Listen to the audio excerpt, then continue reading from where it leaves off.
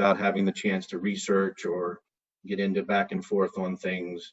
I think the policy has great standing and incredibly valid reasons for being in place. It is not nonsensical. To say otherwise is short-sighted and silly. And I think that there are tax implications for those that donated. Going through the foundation is tax deductible. The way in which it's done now is not. So I can't possibly imagine why folks want to coordinate with the foundation and get a tax benefit. That benefits every donor and every taxpayer that contributed, because they will save on their taxes. So for all of those reasons, Mr. Connell, and not having a chance to understand or know any of the details of this particular GoFundMe setup, which was not brought before the board in accordance with policy, I don't have the details or information to make an informed decision or vote at this time, and I will be abstaining as such. To Mr. Kreiser's point, Mr. President, any chance we could hear from the person who started it, just in reference strictly to this GoFundMe? You mean? Is he still in the room or anything, Casey Long? Yeah, but we're not going to open it up for public discussion. That's not in a regular board meeting. Well, Jim wanted more information about the GoFundMe. That's what I was going to try to provide for him. Yeah, I'm going to say no to that. All right. Any other questions, comments, or concerns? All right. Hearing none. All those in favor, and I would ask you to raise your hand, please, or maybe Darcy, can we do a quick roll call? Sure. It'll be easier to track. Just give me 1 second here.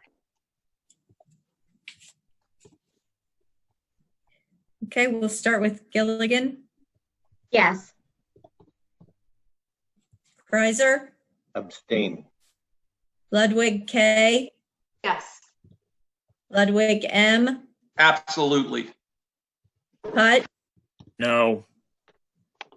Barley. Yeah. Connell. No. Fisher.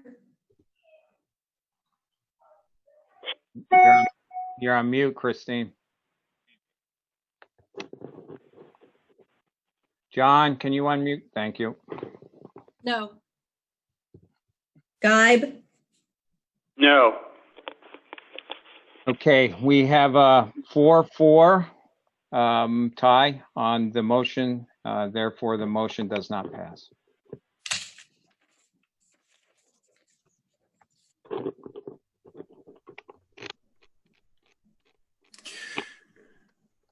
Okay, moving on to the next item. I'd like to make a motion to approve the financial committee items as listed in the finance consent agenda. I have a motion to approve finance committee items as noted on the finance consent agenda. Do I have a second? Second. I'm sorry, who was that? Christine. Christine. Any questions, comments, or concerns? Hearing none, all those in favor, please signify by saying aye. Aye. Aye. Aye. Opposed? Motion carries. The next finance committee meeting will be held on Thursday, July 16th, after the Buildings and Ground Committee meeting in the district boardroom, or to be held virtually if necessary. Okay, thank you, Mr. Putt. Moving on to staffing and administration, Mr. Geib. Okay. Staffing and administration met on June 11th. The Board of School Directors confirmed the receipt of the 2019-2020 Act 44 Annual School Safety Program. There was no public comment, and out of that, there was a motion. And the motion is to approve the staffing and administration consent agenda as noted on the staffing and administration. Okay, maybe I better wait and read this again. Okay. You can see it's coming up as far as the agenda is concerned. Bernie, I'd like you to maybe make some comments as far as the retirements. Yes, you see, this is not a full list as we've accepted retirements. This is some of the contractual portions of retirements. But, first, Mark Bucher, 35-year career here in the Palmyra Area School District in our technology department. We thank Mark for his dedication to the school district. You see a few teachers there. Again, we spoke to those teachers with Donna Mendez, Kelly O'Connor, Steph Spangler, to name a few there. So a lot of good, excellent teachers, number of years of experience that will be hard pressed to replace moving forward.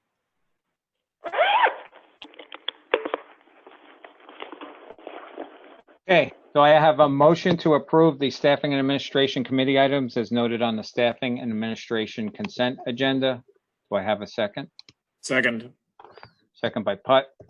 Any further questions, comments, or concerns?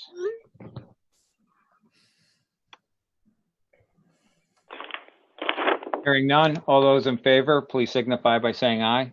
Aye. Aye. Opposed? Motion carries. Okay, the next meeting of the Staffing and Administration is set for July 9th. Okay, thank And you. I do have a question because I think the Finance Committee said something about a meeting on July 16th, and I don't have that on my records. That's, I think the only July meeting we have is on the 9th. It is July 16th. Okay, so that's been changed from the draft that we had received earlier then. No. Okay. And did we miss a motion, Mr. President? No, we made Yeah. the motion. Larry has one more. Larry has one more before we. Yes, yep. Okay, yes.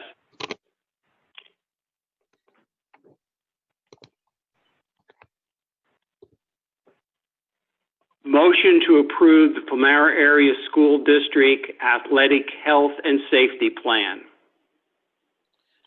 So I have a motion to approve the Palmyra Area School District's Athletic Health and Safety Plan, and noted that this was added after the Staffing and Administration Committee meeting from June 11th. Do I have a second? Second. I don't know who got that Same one. time. I'll say Yeah. Putt, Yeah. Mr. Putt. Thank Okay. Bernie, you want anything to say about this? Yes, thank you, Mr. Cornell. I will highlight two items on this. And the first one is that this denotes a preseason plan, an ability, if approved, where student athletes could begin training for the fall season, and other winter and or spring season could do workouts, practices under the auspices of interscholastic athletics and the PIAA. Our intent is for the safety of athletes, actually, to a degree, they need to be physically conditioned and ready for a season should it happen. We will bring forward an updated plan in August that would speak to competition for the fall sports season. We didn't want to rush through that portion of the planning. We want to take more time with that, but this portion would allow student athletes to begin. The second highlight I would provide to you is marching band is not addressed. It kind of an entity in limbo. My recommendation to you is that our marching band would share.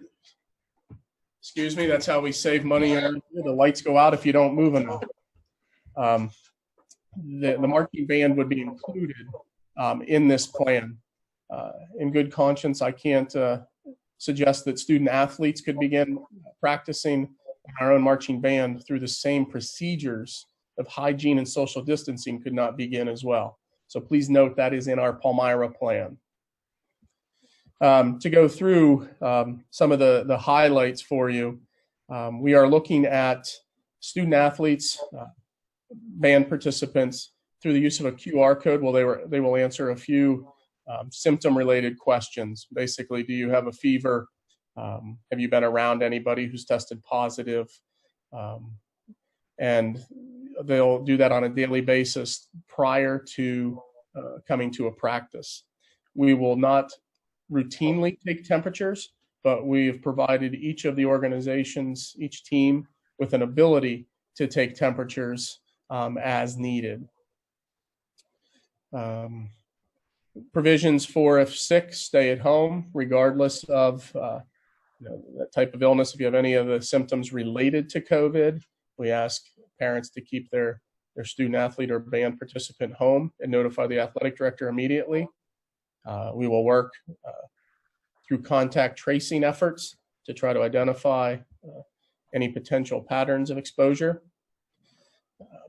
If a student is ill, they're immediately removed, isolated, and transported as necessary using family and or other needs. Medical clearance to return if there is a potential or a COVID diagnosis. Mr. Weidler will serve as our contact person for the athletic and band portion of this. Do you see here, following the guidelines and group limitations necessary for us? So is Lebanon County still in yellow? We would only be allowed to have 25 participants at a time. So if football, for example, that has many more than 25 were able to start, they would have to break that down into smaller groups, while in yellow. In green, that number, as we've heard, is 250. And in yellow phase, you can see controlled no contact practices. Trainings will be required. Our coaches, if this is approved tonight, Mr. Weidler has a training tomorrow morning, another on Saturday morning, to go through this plan with our coaching staff prior to their ability to begin any type of workout. As I said, infrared temperature thermometers will be issued to each adult or each coach. During that screening process, when kids are coming in, there is a mask requirement. But once everybody's through that quick screening, then again, it's QR code, iPhone, student answers 3 questions, and then they'll proceed. As you can imagine, in the world of athletics, masks are not real conducive to physical exertion, as the body needs oxygen. See some other highlights there with parents working with coaches on individual needs. That daily log is kept. Washing of hands for a minimum of 20 seconds before coming to practice. We do have a waiver form that we're asking parents of student athletes and band participants to sign. Physical distancing, trying to model that at all times when possible or as appropriate. Again, not when in play. That's a challenge, but when you can, socially distant, be mindful of that. Again, essential personnel only. No, we won't have spectators for these workouts. We typically don't anyways. Not required to wear a face covering during physical activity.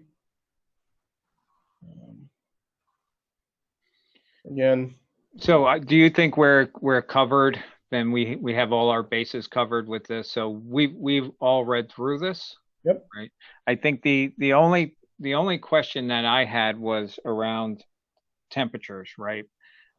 So each are going to have each team, coach, whatever it might be, band director is going to have some kind of infrared temperature reader, correct? Correct. And are we doing temperatures before anything starts, or just if somebody doesn't feel good? I think just if somebody arrives and is in need or feels the need to have a temperature checked or is not feeling well, okay. Obviously in the midst of practice, Yeah, I think it's just very important that you, the athletic director, coaches, band directors, whoever's involved, make sure that the message is clear and sound that if you don't feel good, don't come. I know how athletics is, with kids that have gone through athletics, kids feel that if they don't go to practice or they miss something, it's going to count against them. And we just have to change that mentality a little bit with this COVID-19 situation. Okay. Yeah, Bernie, I think to echo Chris's points, I think just having some training from you and Mr. Weidler, I'm okay with not every single kid, every single practice, but I think a little encouragement to, some random things, what have you, to Chris's point, kids are going to show up and they're going to want to play, be with their friends. I think more than just if a kid asks for his temperature to be taken is when I read this, it seemed like a little more of the intent here was not just if they ask or don't feel well, but really, applying a little bit more than that. And I don't think for a lot of these teams, football being different, I understand, but for most of these other teams, I don't think it's an extraordinary effort to try to make sure that there's a real plan to make sure every kid's covered through the course of a week of practices or what have you from a temperature check.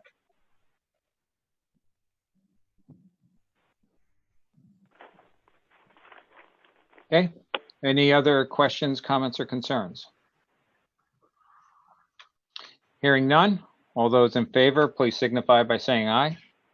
Aye. Aye. Opposed? Motion carries. Okay, Larry, Mr. Geib, thank you very much. We'll move on to reports, superintendent's report. Thank you, Mr. Connell. Congratulations. I'll address this one quickly as you hit it, Mr. Connell. The week for the class of 2020 was an excellent week. It was really pleasing to be able to have individual time with each graduate and their family. I provide for you, for your knowledge, our enrollment as of the last day of school. And you see that large 8th grade group going to the high school next year.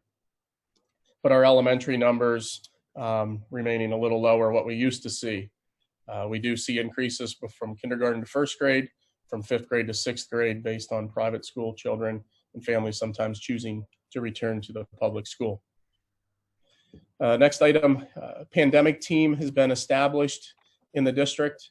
I have a team of 41 individuals from parents who work in the medical field, our school physician, another physician representing WellSpan Health, staff, administrators that are beginning to meet on Monday of next week, June 29th, and discussing the full return guidelines that we will look to put together. Our intent is to seek input and guidance. We continue to get input. PDE recently, as of yesterday afternoon, provided additional guidance to us. So I know some schools have already approved plans and there's even additional guidance coming out. I anticipate more guidance coming throughout the rest of the summer. So any plan that we're looking at can change as we approach the start of the school year and beyond. But our intent is to have a draft plan for review at our July 16th board meeting in committee, and seeking to have that approved at the first August meeting, which I believe is August 13th, if I'm not mistaken. But our intent at this point is to open school on August 31st. And turf project, we picked up a few days in the schedule. August 20th is now the final clean date. And turf install is actually, we're hearing July 14th, 15th with the potential of seeing turf being laid. The north side project remains on schedule to be finished up in early August so our team can get in and clean and have that building ready for our students to return. So that concludes my report. Can I ask a question? Sorry.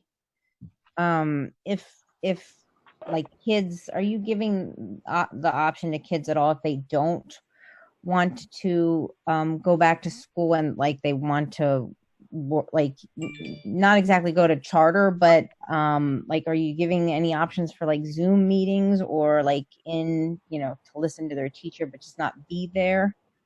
I'm just asking because my daughter hasn't been around anybody. She has asthma and she has underlying conditions, so that's why I'm just nervous to have her around people and kids. So I just was asking if if kids are having problems and parents are nervous to bring them back into school, are there other options that besides charter that you giving them, or That's our, Mrs. Barley, that's the $1 million question.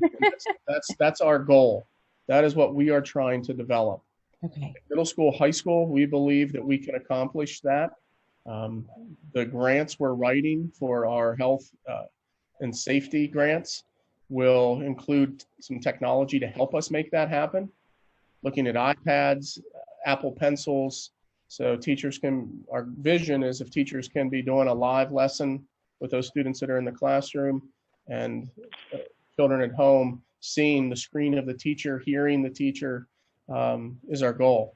I believe in a secondary setting that is more readily attainable. In an elementary setting and how elementary models is instructed, it's a much larger challenge. Mhm. Ideally, what some schools are doing is they're carving out one teacher per grade level, for example, to offer a full online experience. Our challenge with having 4 buildings, I would need 25 students per grade, for example, in that one building to have the staffing to carve out a fully online class. So we're working on that. Again, I'm comfortable in believing through training and technology we can make it happen at the secondary, and we're working on how we can accomplish some of these things at the elementary. And Krista, I would encourage you, Central Dauphin put their plan out this week. It's on their website. The superintendent has a really nice summary of it. Granted, they are mammoth compared to us. Their budget is mammoth compared to ours. But I think structurally, to your question, they have a lot of scenarios and options along those lines that might just help form some ideas for you to share with your perspective with Bernie and others. To go out into the world, but I'm nervous because No, absolutely. And Central Dauphin has their plan is all set up that anybody that has concerns, they're totally respectful of it, and they list out things they're doing to accommodate that. Again, I fully recognize, and Dr. Kepler, don't get mad at me, I'm recognizing their budget is mammoth compared to ours. So their ability and the scenarios they can offer are much more vast than us. I'm just mentioning it as a reference for you, Krista, to look at, to kind of maybe just get some ideas as what they're doing in those areas. Thank you. Because I know Dr. Kepler is going to be mad at me. No, fine.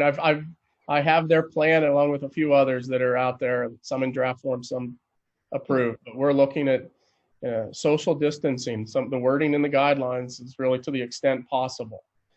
So we're looking at some of our grant money of buying additional tables, expanding cafeterias into the atrium at the high school, and spreading students out to the best of our ability. That's a lot of what we're going to do is to the best of our ability. Classrooms, 25 students at the elementary, we're pretty much wall to wall to get kids even close to 6 feet apart. So we'll be working and communicating throughout the next few weeks and bringing something to you in July.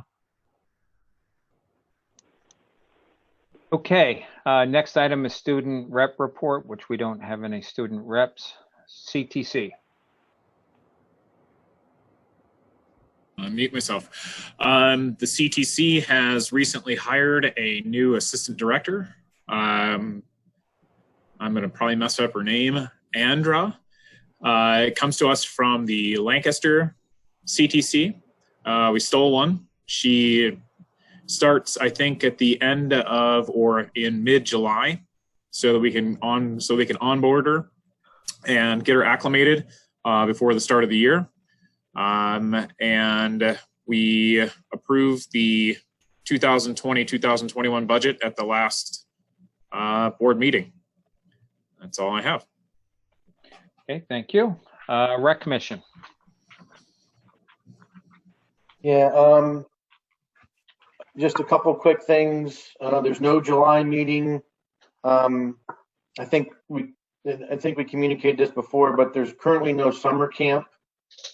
There was some discussion at the board about the pending. I'm not sure if anything came out. I've been a little out of it today with work things, but the pending Supreme Court ruling of Pennsylvania and whether or not, if the governor's order was rescinded, would we still be able to have camp? Tina didn't think that would still be feasible, just given how late in the game we are. But she said she'd look into it pending that ruling. And I apologize, I haven't stayed on top of the news today about that. A topic came up, and I don't mean to put you on the spot, Dr. Kepler, but I need to follow up with you and Dr. Spagnolo. They are starting their enrollments for fall sports. And the question came up about why the district doesn't share or post any of the information about the rec signups. I really didn't understand why that would be the case, that we wouldn't share that information or put it on our website to help advertise and make known to the students and the youth in the community about the fall programs that the rec's offering. But there seemed to be some discussion with some of the more senior board members that there was some discussion of this in the past, and there was some reason why those signups and just messages on the website of encouraging or making known those opportunities for the kids in the community weren't on there. So I'd ask you maybe to take a look at that, or I can work with Dr. Spagnolo or what have you. But if it's possible, I think the board for the rec would very much like to have those programs and that registration info shared on our website through the district as well. I can look into that, Mr. Kreiser. I can't think of any specific request to me. In the recent, they said it was like 7-8 years ago, and they just haven't asked since. Okay. But a few of us just rattled our brains, and and Tony's been around a long time, and he couldn't think of a good reason why the district wouldn't, and I couldn't think of a reason. There may be good reason. I think, again, I just think that was the one outcome from the board, was to try to get that coordination with the district on, is there the ability to share that registration and program information through the rec. I know my past experience, Mr. Kreiser, there would always be something written at the bottom that said, this in no way has anything to do with the district, just for like liability purposes, but that we can certainly share the things that they have through the rec, but that it was very clear that it was two separate entities. And I think that was more for insurance purposes. I think we have a policy against it, Jim. Oh, shoot. No. So I apologize. I'm going to have to educate myself on that policy then. I'm sorry. Can we waive policy or no? Well, let's find out, really. I'm just trying to remember why, and that's what sticks in my mind. I'm not sure if I'm right, Mike. Let Bernie look into it, and back to you. We'll take it from there. And that was the gist of the meeting. Sorry. Okay, thank you. IU 13. Yes, IU 13 board met on June 17th. It was business as usual. We approved just over $14 million in disbursements. And though that would be for business services, along with early childhood and special education services, along with instructional services and technology services and human resources. We also elected our IU 13 board members for the 2021 school year. And that's my report. Okay, thank you. Cougar Foundation.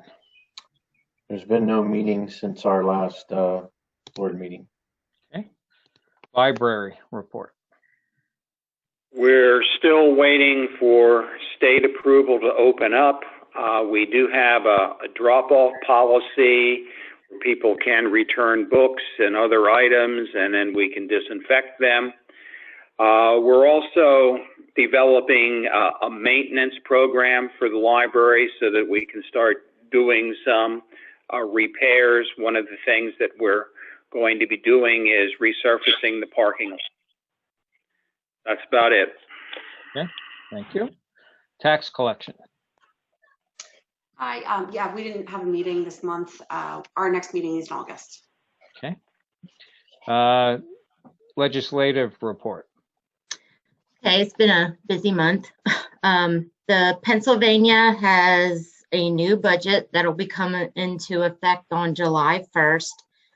The budget is an interim spending plan that provides 5 months of funding for most state agencies, but contains a full year funding for education. It includes level funding at the basic education funding subsidies at $6.74 billion and the special education subsidies at $1.186 billion. The Ready to Learn block grant remains at $268 million, career and technology education at $99 million, and $5.5 million for career and technology education grants. Pupil transportation is being funded at $612 million, too many millions there. The governor also signed a bill, Act 23, which amends the state fiscal code to make various changes of interest to school districts. Is language authorizing transfer of up to $300 million in federal funding from the CARES Act and to the state property tax relief fund, which is normally funded by the gaming revenue, enabling the states to restore funding to provide property tax relief to the homestead and farmstead properties. Funding for school health and safety grants also was completed. A combined $215 million is allocated for the grants under different bills, with the bulk of the funding coming from the $2.6 billion that Pennsylvania received under the federal CARES Act. Let's see what else.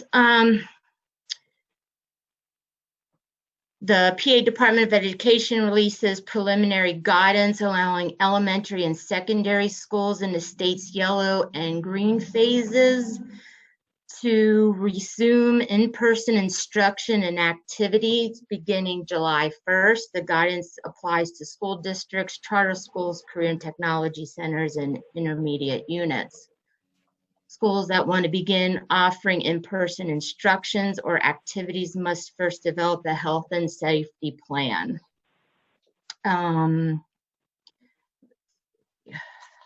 We also had a new legislation to help boost broadband access across rural Pennsylvania passed the House of Representatives bill this week.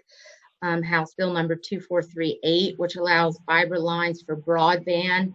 Since so many kids are using online things, this helps them with getting that under control. COVID pandemic has brought light to this, needing to get more of the broadband going up.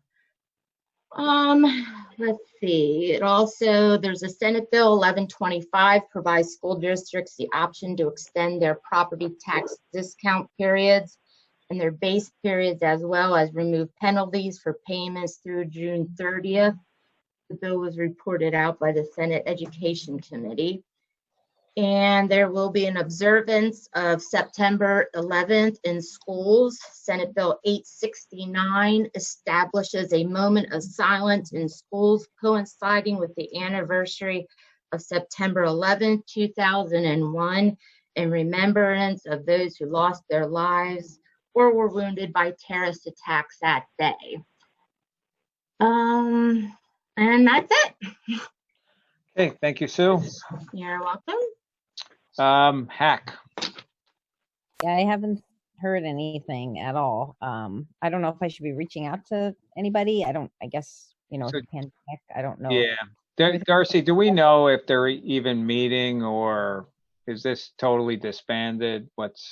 I know Sue has reached out several times, but we'll try again. I don't recall what the most recent report was on meeting. Yeah, if we could follow up, and there's no sense having this on here if they're not going to meet or do anything beneficial that the school district needs to know about. Okay, next item on the agenda is communications. Any communications? Okay, hearing none. Next item is adjournment. So at this point in time, I'd entertain a motion to adjourn. So moved. So moved by Putt. Do I have a second? Second. Second by Kreiser. All those in favor, please signify by saying aye. Aye. Opposed? Opposed? Motion carries. We're adjourned. I don't know where my gavel is, but. Okay, so we will move into the next agenda item, which happens to be the Curriculum Instruction Committee meeting. So as we still are on Zoom, again, if you want to make public comment about curriculum and instruction, please raise your hand before we get to the public comment section.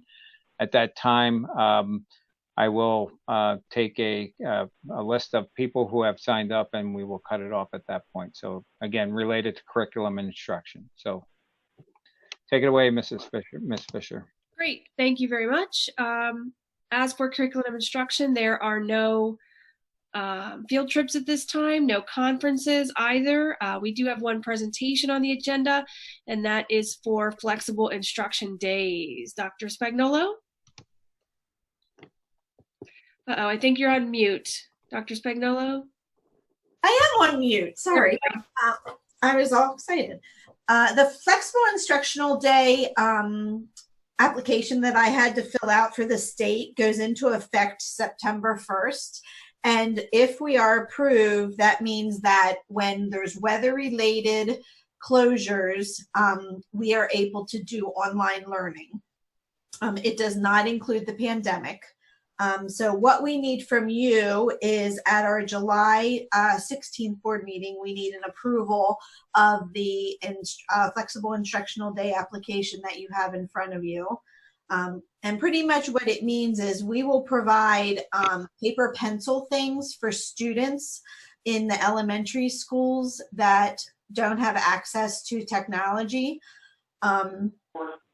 And then our middle school and high school will have access to Schoology, to their work the days that we are off via Schoology. If they don't have internet access during the snowstorm, they will be given 3 additional days to complete the work. And the completion of work will equal in attendance for the day. So what this application is for next school year and subsequent 2 additional years. So we will be provided 5 flexible days, and then therefore would not have to make up snow days. Anything regarding special education that is not able to be done during the snow day, i.e. like a speech and language class or OT services, will then be made up as soon as students are back in school. So in a timely manner. So, Dr. Spangler, so this is a state waiver, right? Yeah, this is a state form that in order for us to get approved to be home and have students work at home during snow days, we have to get this prior approved. And so the special ed thing are because we still have the federal rules. Correct. And so we'll still have to pretty much treat those the same. Yes. Are there any implications or issues with having those students, I don't want to say treated differently, but treated under our current framework versus other students being able to work within this flexible instruction? I think it will be on as needed basis. I think there's certain students that there will be, for lack of a better word, compensatory ed type things that they would be able to have once they're back in school. But for the most part, I don't know that anybody has really questioned that, Mr. Kreiser, at this point, because this first year, not many districts did it. And then with the pandemic happening, we're all doing it next year. So I do know that students, we have to follow the IEP and the related services that are listed in the IEP. So they would, certainly if we're out for a couple days and we don't make anything up, parents would absolutely have, you know, a stance of us not following FAPE. The free appropriate public education is what that stands for. So, but if it's just a day here and a day there and we're able to make those services up, A lot of times IEPs are written in the form of you will have X number of 30-minute sessions per month versus you will have X number of sessions per week. So a lot of times you can work with it that way. That's great. Thank you very, very much. Thank you. So at the next meeting, what I need, we'll need a board approval, and then I have a letter that Mr. Connell will have to sign along with Dr. Kepler saying that it's approved, and then I will have to attach board meeting minutes to the application online for us to send the final push submit for the final application. Okay, any further questions? Okay. Nope. And that's the only thing we have on the agenda. So if there is any public comment. I have 2 people with public comment. So we will, first up is Dave Laudermilch. So Dave, can you say hi?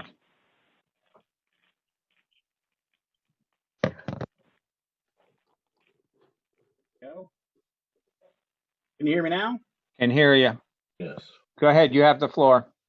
Great. So I'm not sure if this is the right committee meeting or if it's going to be staffing and administration, but I had a question. I'd seen a lot of, heard a lot of questions about people thinking about putting their child in the Cougar Academy and what the bandwidth is on that. Could you handle 200 students? Could you handle 250? Could you handle 300?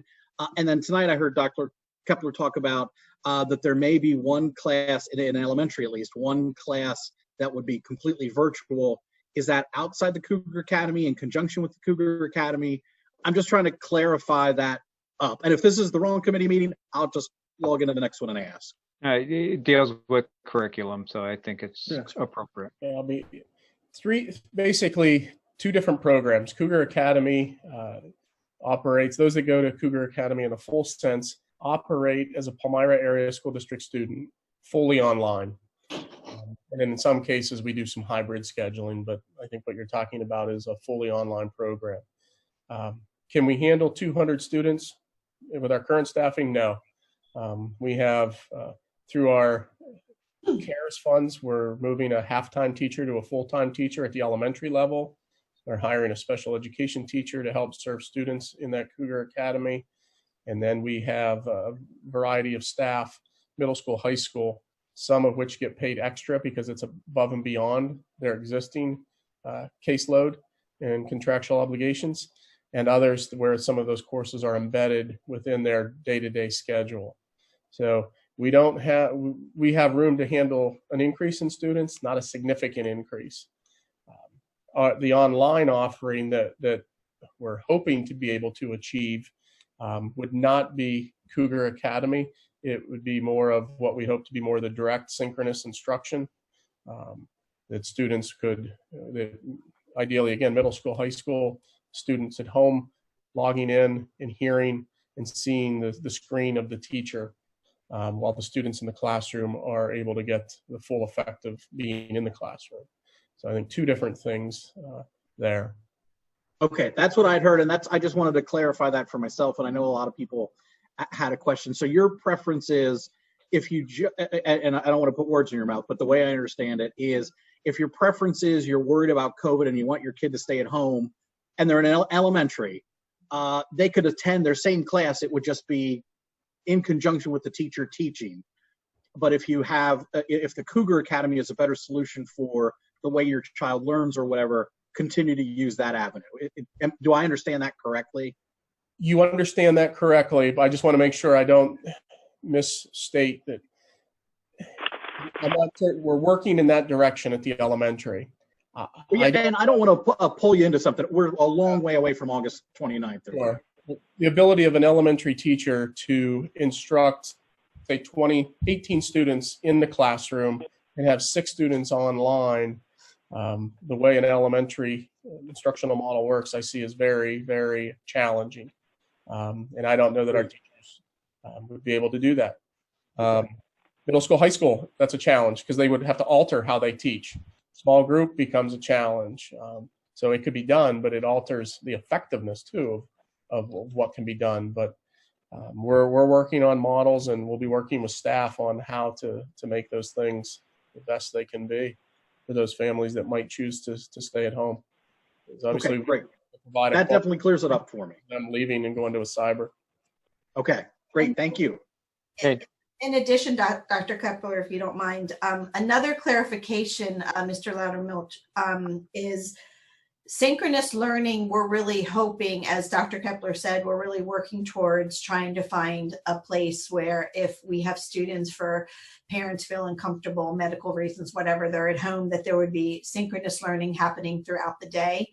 Cougar Academy is not synchronous 100% of the time. So I just wanted to clarify that, because some parents are looking into Cougar Academy, and I don't want to misrepresent what Cougar Academy is. There definitely is synchronous learning with Cougar Academy, but there are, it is not fully an all-day synchronous program. Yes, thank you for clearing that. I was aware of that. I don't exactly, I get this, the concept of synchronous and asynchronous. So I get that, but thank you for clearing that up. People may not have known that, but I think I have a pretty good idea of what you're looking at for the fall. That makes me feel comfortable. Okay. Thank you, Dave. Thanks.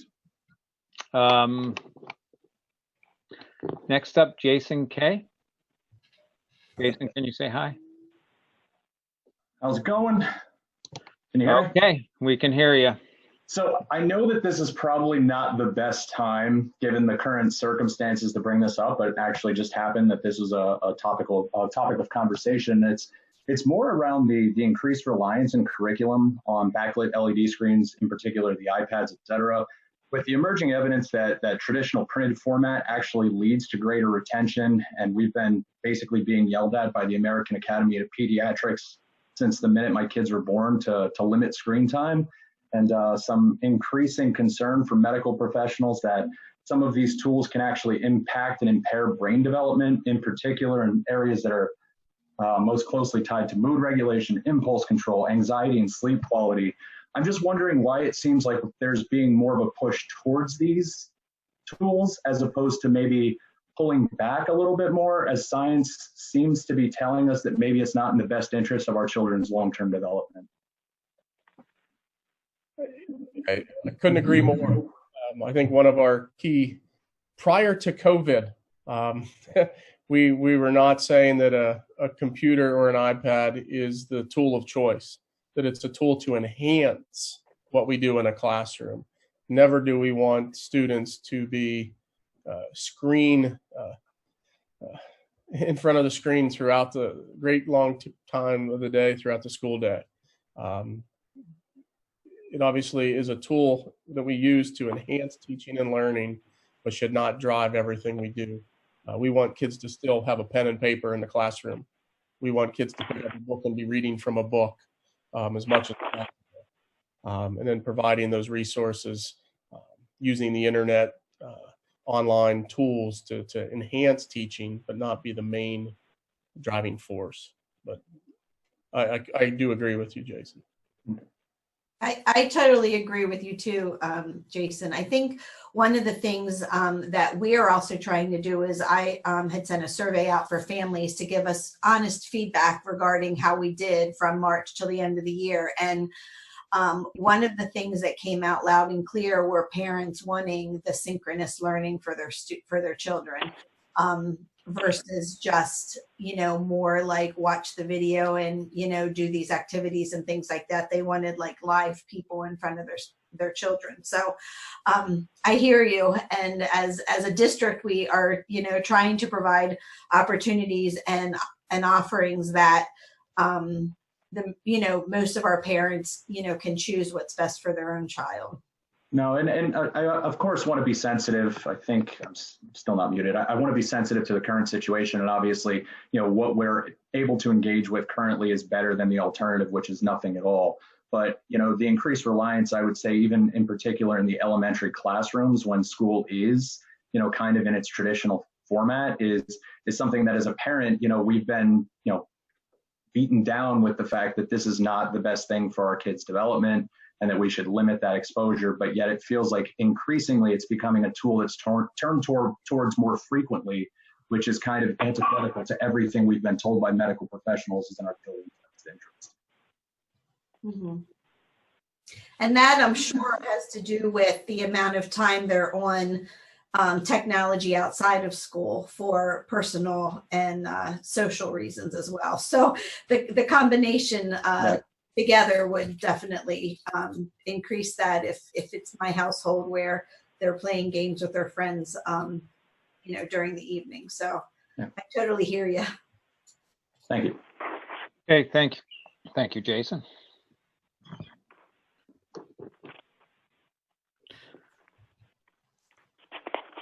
Okay, that concludes the Curriculum and Instruction Committee meeting. So we'll move on to staffing and administration.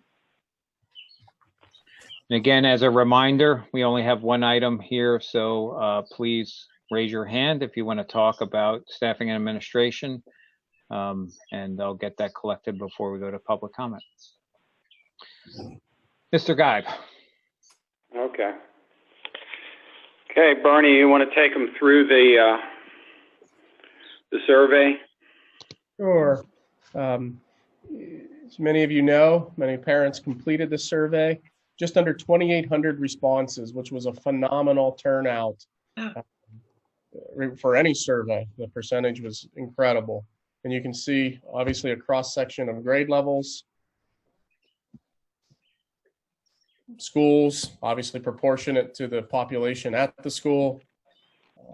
The percentage of students who have an individualized education plan that were represented in the survey. This one, I think, is probably a misunderstanding of what an English language learner is I think we have about 25 to 30 students who are identified as EL students, not 11%. So probably not the best. Probably should have done a little more disclaimer description there. But here's some of the critical data. And our first survey was to really look at trends. What are the big picture ideas? And you see where parents are and the comfort level of sending their children to school in August. Largest percent are very comfortable to mostly comfortable. So we're at about 70% of families as at the time of this survey, which was, I believe, at least a week and a half ago that it was sent out. 70% pretty much comfortable. Another 20% a little comfortable, but 8.4% of the respondents with hesitancies and for various reasons. Preference on how child is educated, given where we're at. 64% say face-to-face at school. Another 28.7% expressed a hybrid of mix of face-to-face and online learning, and the remainder asking for their child to be educated at home. Then we asked, if you selected that hybrid model, what's your preference in terms of if there's alternating days, et cetera? And over half said if they had to, they would prefer certain days of the week where their child is in school and then other days at home. 18.7% said they would prefer half days and alternating weeks, that these students come in this week or others are at home that week, and then they alternate. And then there was an ability for parents to put in individual comments and ideas that made up the rest of that pie.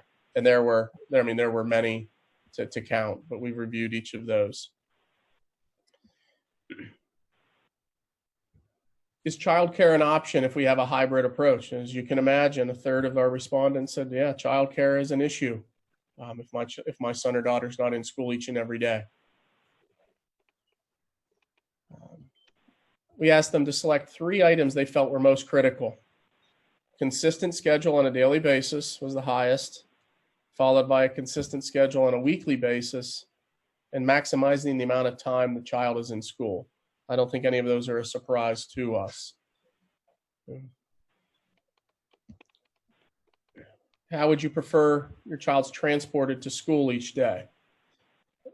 45.7% say they will transport their child to school each day. 37% so they'll have their child ride the bus, and nearly 17% walkers. This is a big one, as a $1.5 million transportation budget, we do not have an ability to run additional runs of what we already do. So, where the decisions we have to face in our committee are, the debates are masks required on a bus? Are they not required? Do we have our regular runs, 2 to a seat, 3 to a seat? We don't have an ability to run additional runs and reduce that. Again, would you be willing to transport your child to school or have them ride with someone else on a daily basis? Nearly 60% said yes. 16.9% saying their child will need transported. Walkers, and that they don't have a piece of the pie there, they would not have an ability to transport or have their child ride with somebody else. So that's potentially students that would also need that bus transportation. So I think we'll be encouraging as many families as possible to, if they can transport their child to school, that'll help social distancing on the school bus. How comfortable are you in having your child wear a mask to school? 20% very comfortable, 21 mostly comfortable, and then you can see down to over a third not comfortable. So that's going to be a challenge. We're going to have, as is our society, there are differences of opinion on wearing of masks. We're going to see that in our student body each day as we make decisions on how to handle that and in what settings. So this, and in full disclosure, the option of never was not initially an option. So some people responded prior to that being listed. It was requested that we add that option, and we did, or that number would very well be larger. So again, over 53% said riding a school bus, their kid may be fine with them. They should wear a mask on a bus. About the same percentage, a little slightly higher, about wearing in the hallways. Much lower when you're talking about an outdoor situation. In a classroom, nearly 40% believe we should have masks on students, et cetera, and 25.8. So as you can imagine, there will be strong emotions on the topic of masks and how we roll out our plan. What I've seen in plans to date, some are not, I've not seen any to date that have a requirement of a mask in a classroom. I've seen some that encourage masks in hallways or on a bus, and we've mandating masks on buses or when moving about a building. We tried to get a sense from our community on grade level of our students. 45%, again, no student should be required to wear a mask, to nearly 30 or 29% saying all students. 14% said grades 3 through 12, nearly 10% middle school and high school, and a slight percentage saying only high school students. Students should have temperature checks upon arrival at school. So nearly 3/4 of families believe that should be done. And we're hearing some conflicting things from folks in the medical field on the importance of that screening. So we'll be addressing that. The ability for 3,600 students to be screened coming into school every day will certainly present challenges and delays and challenges with social distancing while doing that, but we'll have to make some decisions and recommendations in our plan. So the purpose of this was to give us a sense, where's the community at? What are our parents feeling? And it's exactly, I think, where we felt they would be, and there's a mix. And the challenge is to put together a plan that makes sense educationally, focuses on social distancing, the health and welfare of our students and staff, is going to be challenging. So we have some clear work ahead of us that's going to be daunting, and trying to meet the needs when such strong opinions on either side of masks, temperature checks, et cetera. So, Ernie, when are we going to finally realize how many people we're going to lose to charter school? I imagine we're not going to get that until they start enrolling. When does the district know if a parent's made that decision I mean, I would think probably in August, Mr. Ludwig. Okay. We get closer to the start of the year, we'll start realizing that when we get withdrawal and requests of records, it's certainly a concern. So if somebody does enroll at the new charter school or cyber charter, whatever school it is going to request the records from us, and then hence we realize they're gone. That's correct. Okay. All right. Thank you. There are a lot of instances, though, we don't rely on that cyber charter number as being a good number, at least for a full month into the school year, because there is a lag. Thank you, Darcy.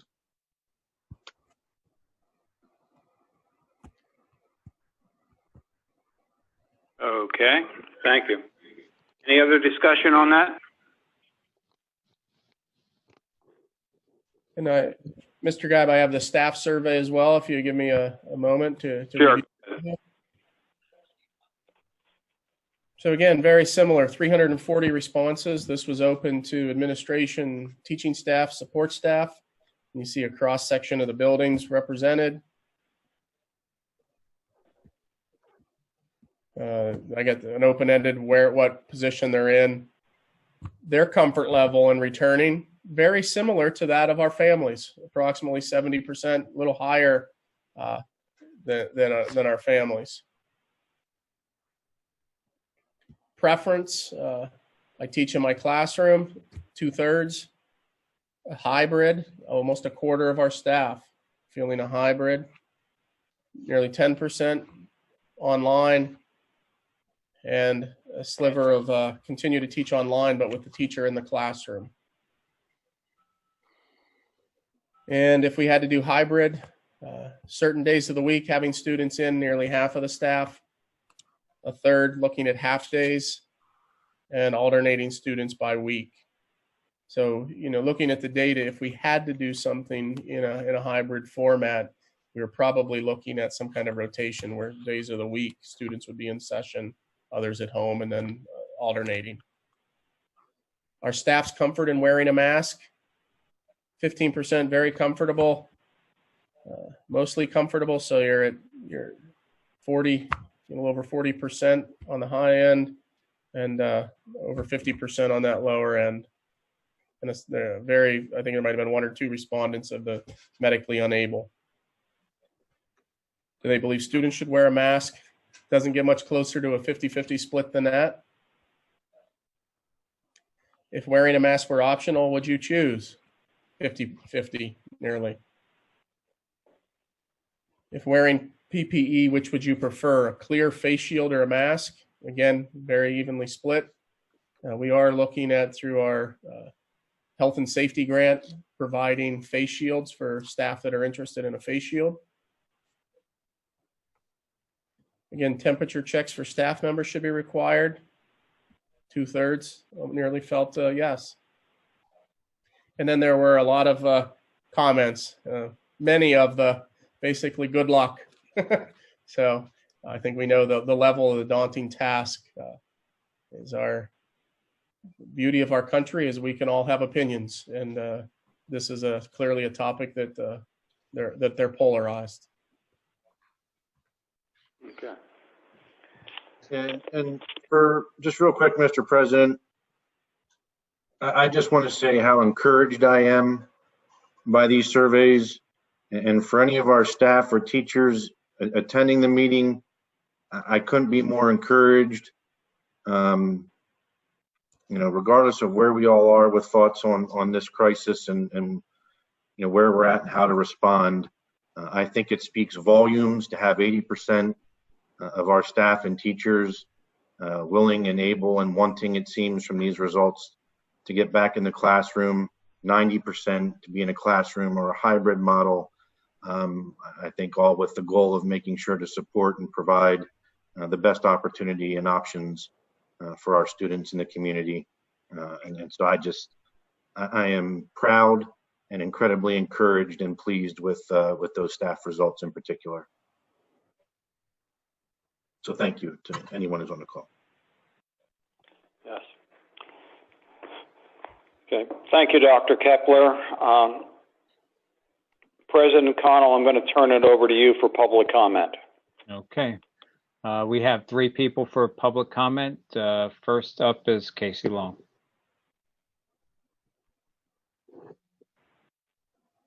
Casey, can you say hi or? Yes, I can. Again, you have my video blocked though. John, do we have video blocked? There you go. Yeah, thank you. Again, I was the only one that happened to tonight. Sure, it's just technical difficulties.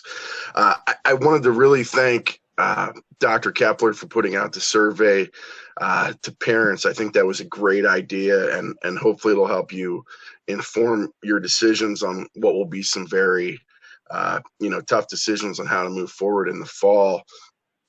Just had a question. Full disclosure, I was the parent that noted that there was no option to not wanting your child to ever be forced to wear a mask. And I was just wondering why that wasn't an option. Did you not want people to express that, or was that just a mistake? Certainly just a mistake. Okay. And just a suggestion moving forward. Like I said, I think it's a great idea, and I commend you, Dr. Kepler. I think if we had similar surveys, not just of parents, but of all residents of the school district, when we're considering things like building $5 million artificial turf stadiums or raising taxes, that it would be great to get a survey out to everybody to get a sense of the community on those as well. So hopefully you'll consider that.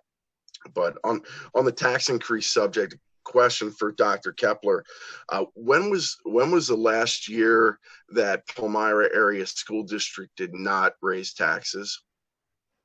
I'd have to look back at this one. I don't know that off the top of my head.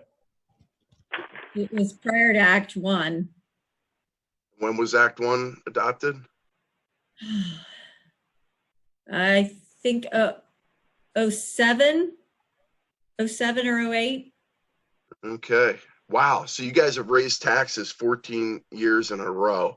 So just, for all the parents that say it's a cup of Starbucks coffee, great analogy, by the way, just remember 14 years in a row adds up to more than a cup of Starbucks coffee. But just on to the Casey, if you don't mind, let me interject there. So sure. A number of years ago, when Lingle Avenue was being talked about being built and all those things that were needed, and I assume you were in the area then and maybe or may not be aware of the discussions that took place. But one of the things that the board at that time and then the board subsequent through the years, the strategy was don't hit the taxpayer hard, right? So instead of having an 8 or 10% increase in a particular year, keep it down to a low amount. What that's actually, and then I guess the other thing is as you try to keep that low amount, the administration would recommend, like in our case, a 3.3% increase. And what would essentially happen is we would dwindle that down to 2% or a 1.8 or whatever it might be. And that's kind of taken, again, it was a strategy at that time, but that was the strategy that, was put in place. When we look at the school district and all the improvements, including, brand new school building, updates to all our school buildings, so on and so forth. It's in hindsight, should we have said, every 3 years we raise the taxes by X amount? Maybe, I don't know, but that's the reason why you see an increase every year. I appreciate that, President Connell. Just on the GoFundMe discussion and vote that took place earlier, first, I mean, let's be honest. I did this GoFundMe page for legitimate reasons. I wanted to avoid a tax increase. The assertion, that it was somehow fraudulent or that the board can't track how those funds are spent is ludicrous. I mean, if I did not donate those funds directly to the school board, I would go to jail, like many people who have defrauded GoFundMe around the country. It's not really a risk I was looking to take here. What I did was try to raise money to support our students and teachers, avoid a tax increase. I ended up, raising almost $1,800. It completely boggles my mind why 4 members of this board voted to not accept that money. President Connell, gave a Trojan horse of excuse of setting a precedent, as if President Connell hasn't, voted to go around board policy in the past. And let's not kid ourselves. If he accepted this $1,800, you want to finish up your time, Casey, because you're done. You've reached your limit. Well, yeah, because you talked for a majority of the time. That's right. And thank you. You want to wrap up in 5 seconds? Yeah, why didn't you accept the money? I told you, because I don't want to violate the policy. And before I do that, I would like you to go through the proper channels. And if that is a problem or it turns out to be a problem, then let's talk. Well, here's my problem with going through the Cougar Foundation. I'm concerned that money will be misappropriated to a $5 million turf field. Casey, do me a favor, Casey. Why don't you give me a call? Okay, and I will work with you and the Cougar Foundation to make sure that money gets appropriated to the area that you want it to go. Why did you encourage me to do this 2 weeks ago, and now you voted against accepting?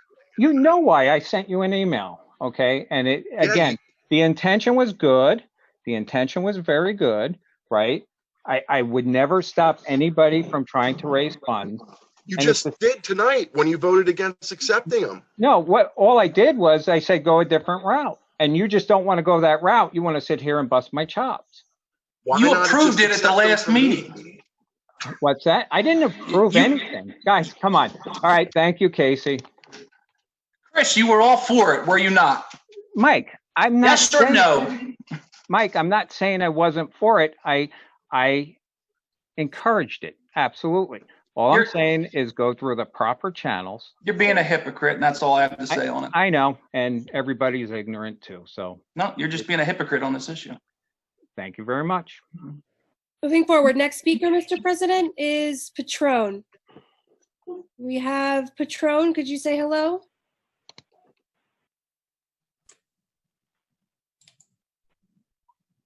Patron? I think they might have dropped off. Oh, no, it's there. It's muted. Gone. No, there, it's muted. They're muted. John, you have to unmute. Yeah, I'm not seeing them. I see Kurtz. No, I see Patron right here. There you go. P-E-T-R-O-N-E. Hello. Can you say hi? Hello. Hello. Can I ask you for your full name, please? Sure. Carrie Ann Patron. Okay, thank you. You have the floor. Well, we didn't do that because my dad had a meeting, so I'm just curious about how this district is going to handle face masks come the school year, especially for special needs kids. I'll be happy to address that, Mrs. Patron, and thank you for asking the question. We're still working through that. We have a meeting coming up next week where we will have insight from our school physician, another medical doctor, work through WellSpan Health, some Hershey Medical Center folks who are part of their pandemic team, and we'll be making some of those recommendations to the board in the weeks that follow. So we understand that there are clearly students who cannot wear a mask. So we're sensitive to that, and as is some of the guidance that we've received. So, Ms. Patron, this is Mike Ludwig, one of the school board members. If you could get a chance, if you could email me at my school board email. I have a similar concern or issue with one of my children. So maybe we could bounce some ideas off each other And then I could do everything I could to keep you informed as well.